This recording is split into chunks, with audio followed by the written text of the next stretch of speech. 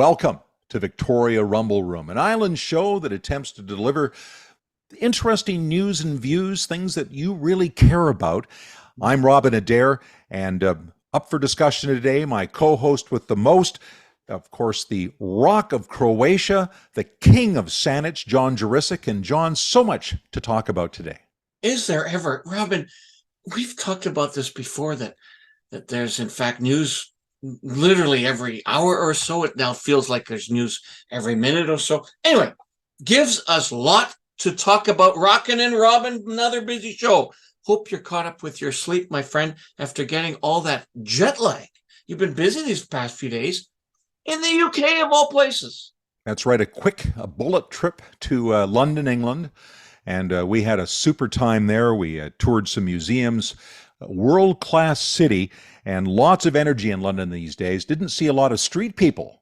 Thought that was interesting, and things seem pretty prosperous. Here's a little highlight package I just threw together from our trip. Ladies and gentlemen, the Beatles.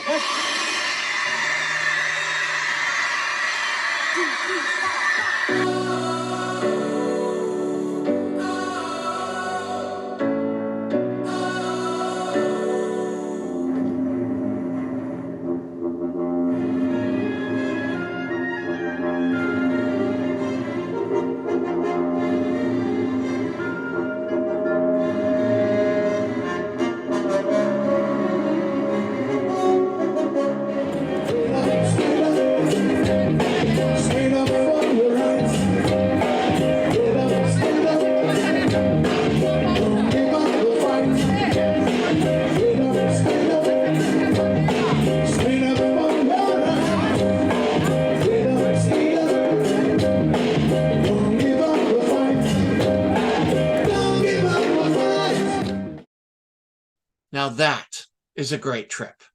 And I think, in retrospect, you might need to take me with you next time. Hey, Marissa, do you hear that? I think not. Anyway, moving on. We interviewed Carson Binda from the Canadian Taxpayers Federation before you left and had a lot of reaction to that show while you were away, Robin. He talked a lot about the BC government surplus and predicted it wasn't sustainable. Let me reiterate that, okay? He predicted that the BC government surplus wasn't sustainable. And guess what? He was right. Well, apparently that was the case, because it's now been announced by our British Columbia government that they're projecting a deficit of nearly $7 billion. That's more than $2 billion more than projected for the 2023-2024 budget. And here's some immediate reaction from Carson Binda on that. If the provincial government had been prudent with last year's surplus, we would have been better prepared for unforeseen challenges.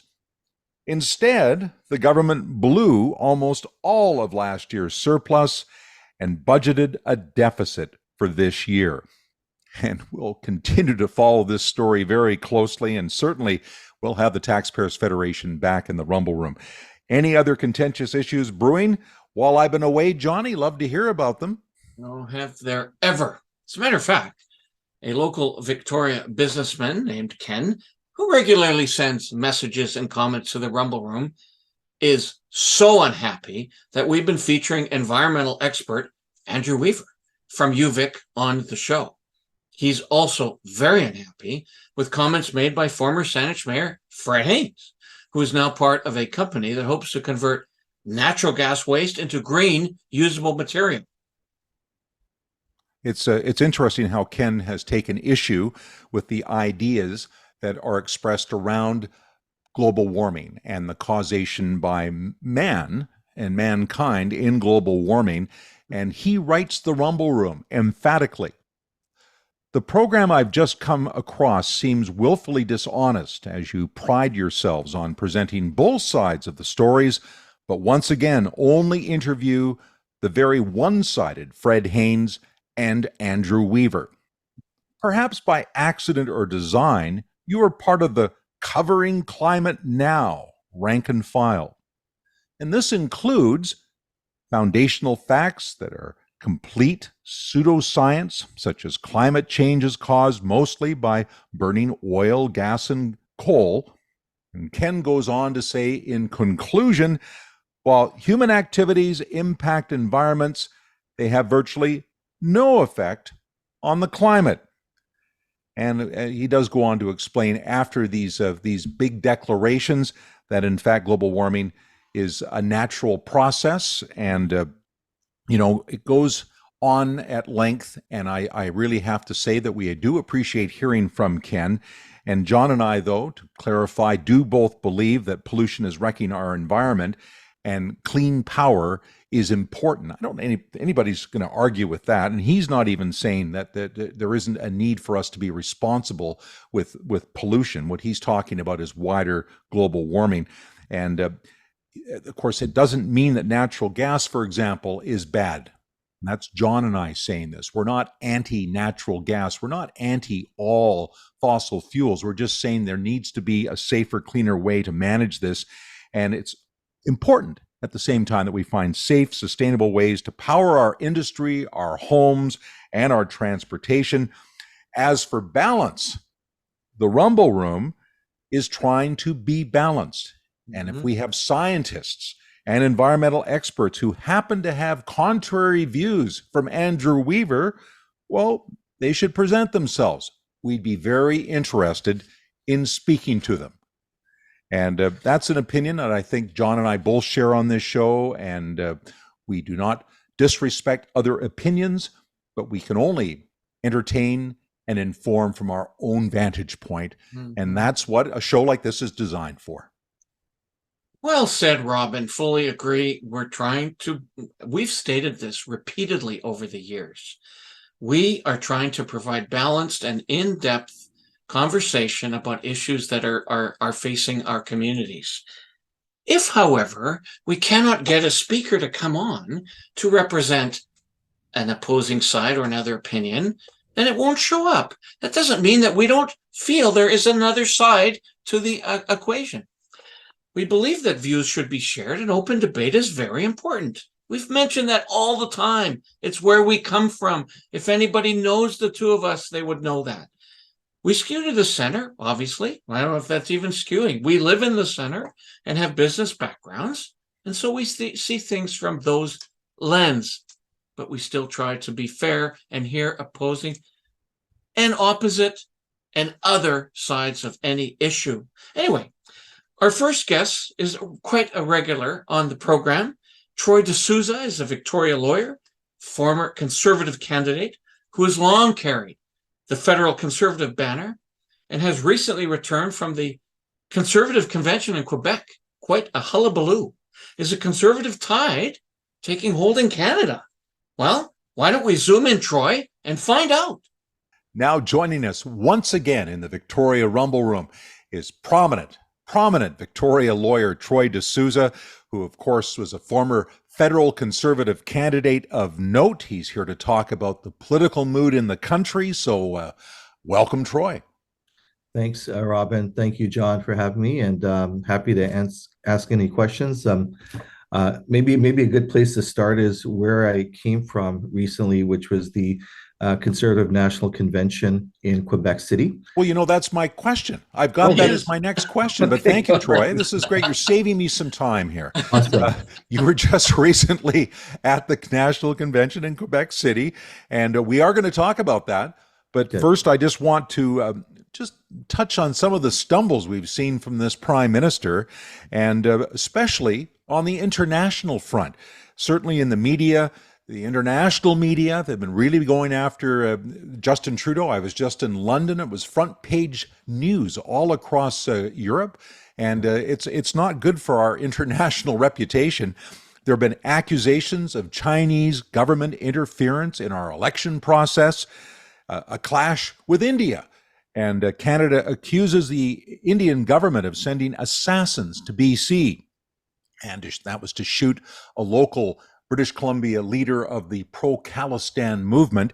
And of course, there was the recognition of a Ukrainian in the House of Commons. And we had President Zelensky from Ukraine there. They were recognizing a 98-year-old Ukrainian in the House of Commons who turned out to be a former member of the Waffen SS from the Second World War. terrible faux pas. The Prime Minister doesn't seem to be directly accepting the blame for these things.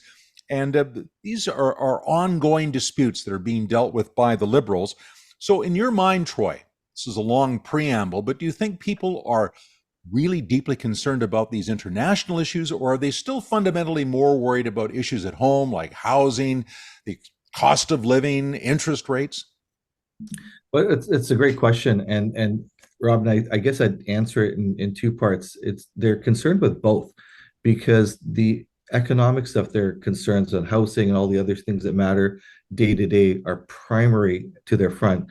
But the international stuff is also shows that this is a government that's in its tail end. It's lost its way. It's the end of its mandate.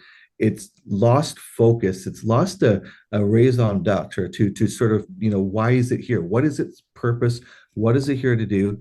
It's comes also with a sense that wokeness can only carry you so far, trying to be all things to all people, and then sometimes push comes to shove. I really think the Indian issue with accusing the Indian government of essentially a assassination on Canadian soil, it's the kind of misstep that wouldn't happen with other allied governments around. I mean, you have to be very careful about those things, because not only has this resulted in public embarrassment for Canada amongst its allies, it's also going to impact tens of thousands of Canadians who plan to go to India over the next 6 to 8 months, because the Indian embassy is no longer taking and approving visas. So this is a huge impact on a financial level, and frankly, for a lot of these folks, on a personal family level. And when you think about it, there's, I think, 1.8 million Indo-Canadians in Canada. Those are voters, and while they may have challenges economically, the international stuff is going to impact them personally. So I think it's all around government, tail end of its mandate, lost its way, doesn't know what to do. Troy, it's so great to have you back on the show. I'll tell you a little sort of a personal anecdote here, reference to what we just talked about. We've now had over 1.3 million cumulative viewers on the show. That's over potentially 350 interviews. And I've become known as the liberal voter. I've publicly stated I supported Trudeau in the last two elections, although I've voted for other parties in the past. And I can tell you that these foreign gaffes are really pissing me off. I'm embarrassed, and I am not willing to vote for this man again. So I think they are making an impact across the country and across the world. Nonetheless, I'd like to dig deeper with you on the Indian issue, which you just referenced. It's my understanding that the vast majority of Indo-Canadians do not favor interference in politics back in India. In fact, I've read that the pro-Khalistan movement is only a very small segment of the Sikh community. So are the vast majority of Indians, in a sense, stuck in the middle of a dispute, not of their own making, but rather between two governments? Yeah, I think overwhelmingly, and most of the folks in the Sikh community, and full disclosure, I'm married to a Sikh woman. I have some aspects of understanding of the culture. They're just Canadians who came to Canada as immigrants. They're trying to live their lives. When they've left India, they don't harbor any sense of a separatist movement or trying to impact what's going over there. There certainly are minorities of folks that have a different point of view. And some of you remember the Air India bombings and all the things that happened back in the 80s. I think that was when the sort of the militant Khalistani movement was at its peak. It's not there anymore. But what's interesting is, with all the publicity generated with this, my concern is that the Prime Minister has kickstarted a new Khalistani movement. I mean, people who didn't even think about it before now be thinking, oh, well, maybe we should do this. And again, as an immigrant, I wasn't born in India. I was born in Pakistan, but from Goan descent. So it's total mutt of a person is what I am. But my only allegiance is to Canada. And I think most immigrants who come here, their only allegiance is to Canada. So we don't want to be drawn into these unnecessary conflicts in the homeland because that's not who we are today. We're Canadians. And I think sometimes the actions of the Prime Minister tends to divide us more than it unites us. I agree with that. And I want to now sort of expand on that thinking, moving back to what you've been hearing at the Conservative Convention and your own beliefs as a conservative. Pierre Poilievre has been rising in the polls rapidly. A lot of his messaging has been bashing against the Liberals, frankly, but also really rallying around a pro-Canadian vantage point or point of view. And, I was just in the UK, and people there, they know there's problems in the UK. A lot of people are unhappy about Brexit. They're unhappy about international affairs, but they love their country. They really do stand for Great Britain, and they love who they are as people. And, in Canada, I think we've somehow lost that chord a little bit. There's so much anti-Canadianism amongst Canadians about how we have all these things we should be apologizing for continually. There's no context around how we feel as ourselves as a people, and I think that's been lost a little bit. Yeah. Do you think that could be a central wedge issue moving forward as we move towards 2025? We still have a ways to go for the next election. Yeah, I mean, I think it's important to bring back patriotism, a lot more of a love of country, a lot more for history, traditions. I'm still uh, disappointed when we took down the Sir Johnny McDonald statue downtown in Victoria. I think that's one of those cudgels that tend to unnecessary divide Canadians. Again, we look at things from a historical context. Nobody's perfect, but you have to look at people in the history of our times. And no matter what you say about Sir John A., he founded the country. And that's a recognition that you have to hold on to, right? I mean, you see this happening in the States. People are trying to take down statues of Abraham Lincoln. I mean, this is the man who freed the slaves, right? What is with our society? And it mostly comes from, I believe, the radical left who are trying to remake society in some new utopian image, which discredits anything that's happened in the past and not recognizing the good things that we've had since this country came to be. I mean, and I remember coming to Canada in the 70s, challenging as South Asians. It was that generation of visible minority folks coming in, and there was racism, there was transition issues, there's a lot of problems, but we have moved so far along the way, and we continue to do so in the betterment of our country. And I think that if we can have a prime minister that just helps to lead us, and I think Pierre can do that because, as you know, his wife was born in Venezuela. She came here as an immigrant. She spoke very passionately at the convention, actually, without notes. She introduced her husband, and she told us about her story. And actually, one of the things I really loved was that both she and her brother had to work at McDonald's for many years, and I worked at McDonald's as well, just working to make some money to help for the family. And I think that's the type of Canadian success story Canadians need to hear, that this is still a great country. There's a reason why people around the world come to Canada to live and build their life. And now we've got to do here is just make their Canadian dream a reality. And that's what's missing. And I think that will be the nexus of this next election. Troy, we've had you on the show before about the catch and release of criminals and also the decriminalization of drugs in this country. Personally, I'm always now, as I've mentioned before, riding my bike through town a lot. I've never, ever had to worry about my safety. I've never thought about what if somebody runs up to me? What if somebody attacks me? Where do I leave my bike? That is now omnipresent in my mind as I ride through the city. Okay, I'm a big man. I've got a big bike. I can't even imagine folks less able to protect themselves and how they feel.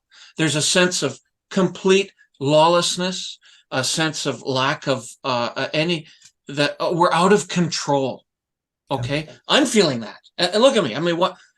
Okay, is it possible that the Liberal government could now take a swing to the right? How about just some objective, logical decision making and get tougher on these issues, thus maybe reducing Tory momentum? Sure. I mean, when liberal governments have swung to the right in the past, John, as you know, with Paul Martin, on the economics of things, they've done very well. I mean, you had the back then the Reform Party was nipping at the heels.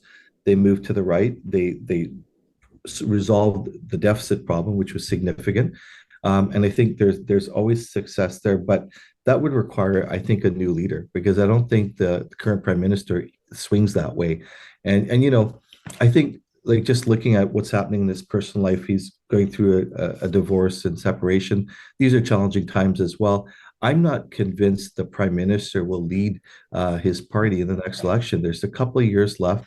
There's certainly, you know, if you're looking at the tail end of mandates, this is always a good time for renewal for any party, and they should seriously look at that if that's a possibility. But you know, you see this even in the Democrats with Joe Biden, a person who's very old.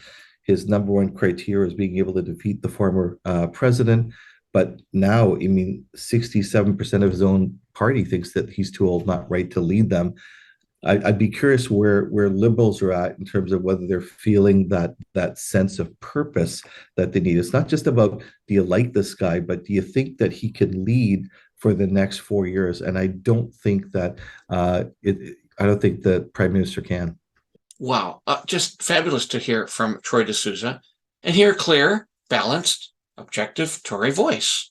Just to underline and emphasize to everyone, we've also presented Liberals and NDPers, actually cabinet ministers, on this program and tried to give them a fair platform for debate. And speaking of a fair platform, it sure seems the two sides couldn't be further apart on the volatile issue of sex education in our elementary schools. You know, we've had rallies at the legislature, we've had rallies across the country where some parents and their supporters are demanding that sex education, particularly with elementary age children, be pulled back. And they don't want people being over educated on issues of gender identity at too early an age. On the flip side of that, you have educators and their supporters and many academics who are saying it's important to avoid bullying and avoid stereotyping by informing children at a fairly early age that many different lifestyles are acceptable. And it's a very, very angry discussion.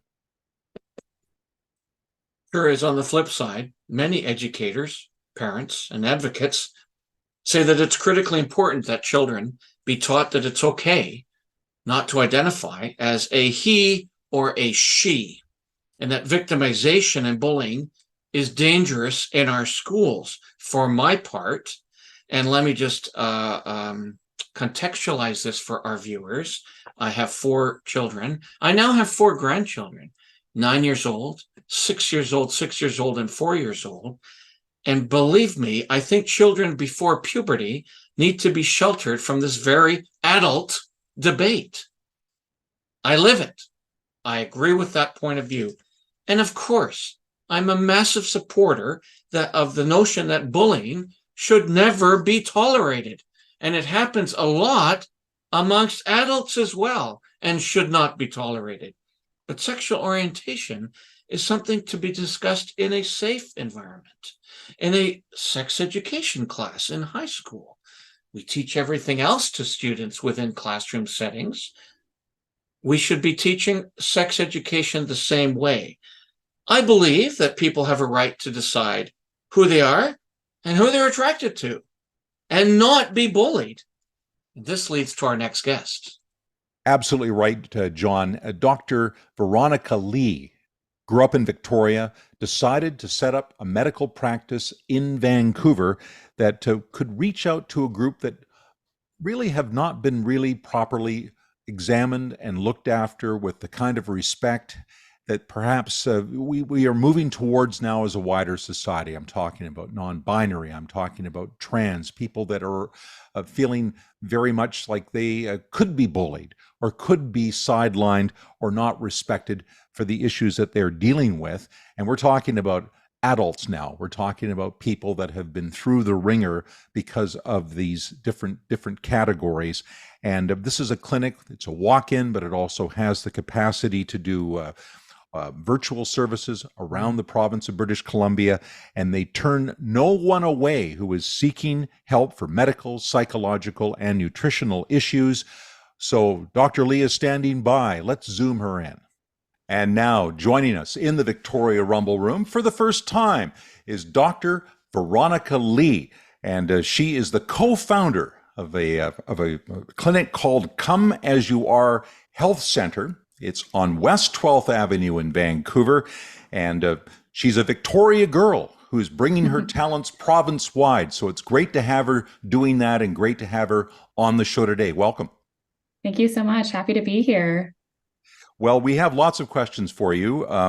You provide face-to-face and virtual care for patients across the province, and hopefully addressing some gaps, some major gaps, I'd suggest, in the healthcare system.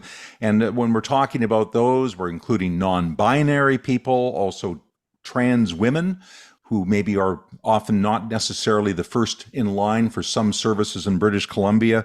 Now, taking something on like this, I have to think there's a bit of a financial risk to it. It's a big project to take on, and you've just taken it on fairly recently. Could you talk about why you have chosen this type of care? What inspired you to get into this? Yeah, I appreciate you asking that question, because it's some of the feedback that we've been receiving upon opening this clinic is why?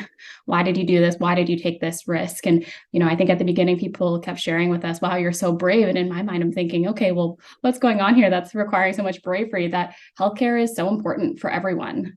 And I think that's the crux of why we opened this clinic, is that everyone is deserving of equitable healthcare, and yet healthcare is not like that across different populations. And so for us, and for myself as a clinical counselor, I was constantly hearing stories from my clients of, being bounced around from different clinicians and physicians just to get the answers that they need.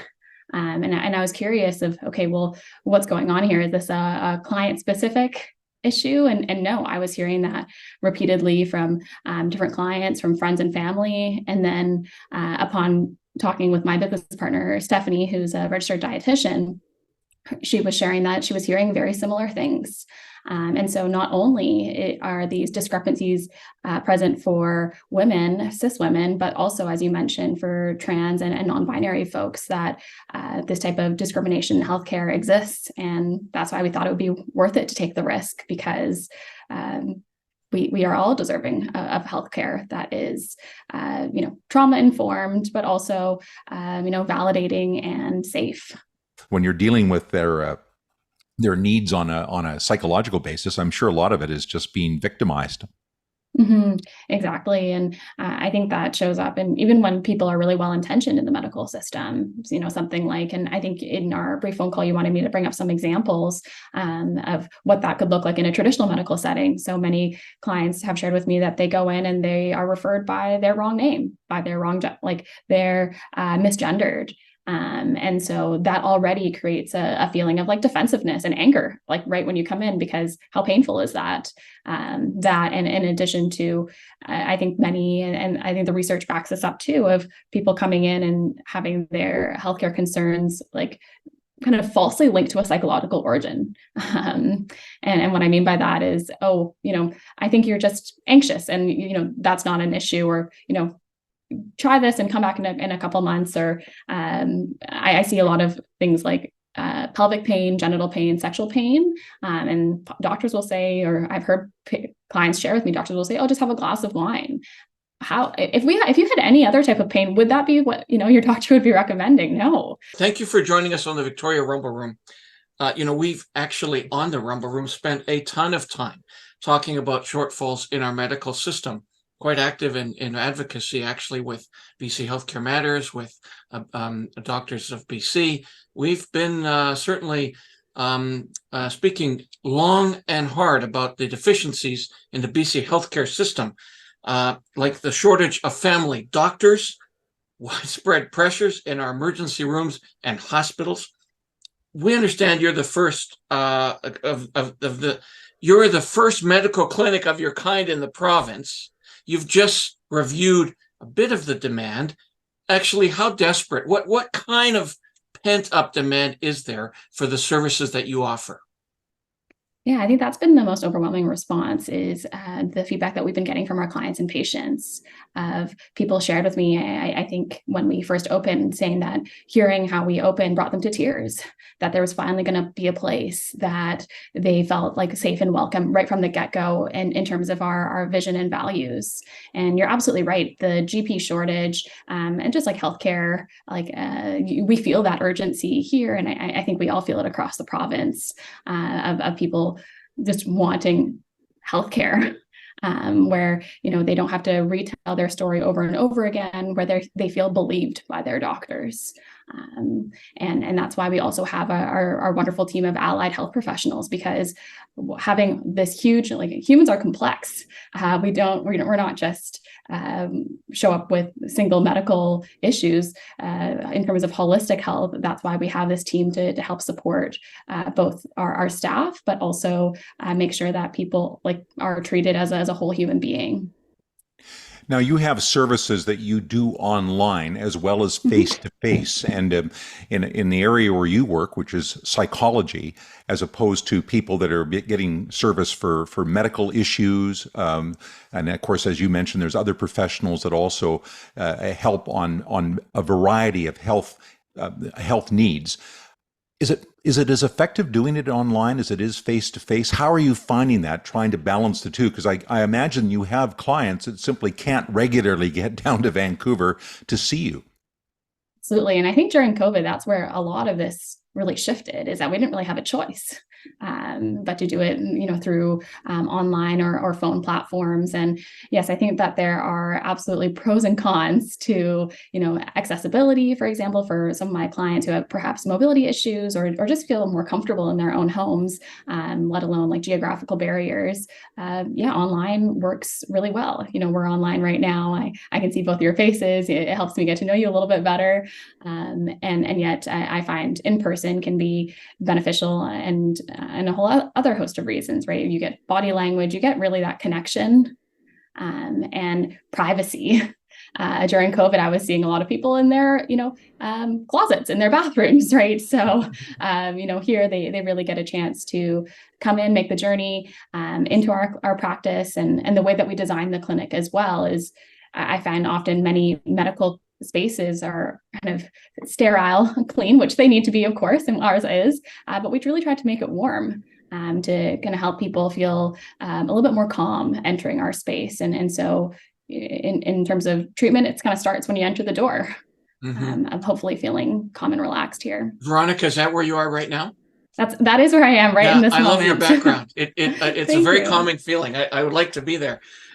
Let's dive into some of the costing issues here. Clearly, huge barriers to effective, as some believe, huge barriers to effective healthcare in the province. So many of the clients you're helping face medical issues, which are covered by MSP, but other issues like mental health, mental wellness, I'm sure bring a ton of people to your clinic. And some of those people don't have extra medical coverage to address all of these issues. How big of a problem is this? Are you turning some people away? How are you handling this concern? Yeah. And, I think as a practice, we're also trying to support our staff and things like burnout too. So kind of managing both, making sure that they are compensated fairly for their time and their expertise, while also, as you mentioned, accessibility. In the future, as our clinic becomes more established, one of our main priorities is to be offering sliding scale or low cost services for those that need it. At this time right now, we're actually unable to offer that for mental health services. However, we do have community connections with other clinics that would be able to offer that. So definitely being able to collaborate with other clinics to offer that service. Yes, you're right. MSP covers the medical piece of it. Most counseling, physiotherapy, massage therapy, dietitian is covered by people's extended health insurance. The issue with that is oftentimes those who are the most marginalized, who may be struggling with employment, maybe struggling with substance use, they don't have those benefits. And we would love to be that service for everyone. And unfortunately, right now, we are focused on the clientele that we are seeing who can access these services. Very interesting topic with Dr. Lee, and boy, we're having a red hot show today, John. I should mention, we have more comments from Troy D'Souza on what's going on with the conservative movement as we shift over to how it's being received and impacting the scene in British Columbia. What is it with the BC conservatives? Why are they rising out and becoming a big factor suddenly in this province? We're going to talk more with Troy D'Souza about that. But for now, that's it for this show. And John, perhaps we can again talk about how people can follow the Rumble Room. Absolutely. I'm always feeling a tad bit sad and melancholy when the show ends because there's so much to talk about. And in fact, doing this with you is so much fun. Love peeling the onion off of these issues in that we're getting deeper and analyzing them. We want to thank, obviously, continually the close to now 1.3 million, folks who've tuned in over into the Rumble Room over the past 2 years. That's accumulative views, and continue to support our show via Facebook, the heart and soul of the Rumble Room, via Twitter or X, whatever part of the world you live in, YouTube, as well as TikTok, Instagram, and Facebook news and views groups. Join us, as a ton of people are through their comments. Follow us, subscribe to us, and pretty soon support us. Anyway, we'll talk about that another day. That's it for me, your Croatian sensation, Johnny Jurisic. And John, I just want to say a quick word about reconciliation. It's been a big topic, of course. We had an official holiday, a day off, where we could all think about reconciliation with our First Nations. I just, for the record, want to say I do strongly support our First Nations communities, and I wish our Indigenous people every opportunity to share in the bounty of this great country, Canada. And let's give our First Nations the tools they need so they can succeed and move forward and feel fully part of our society today and the future ahead. On that note, I'm Robin Adair, and rumble on.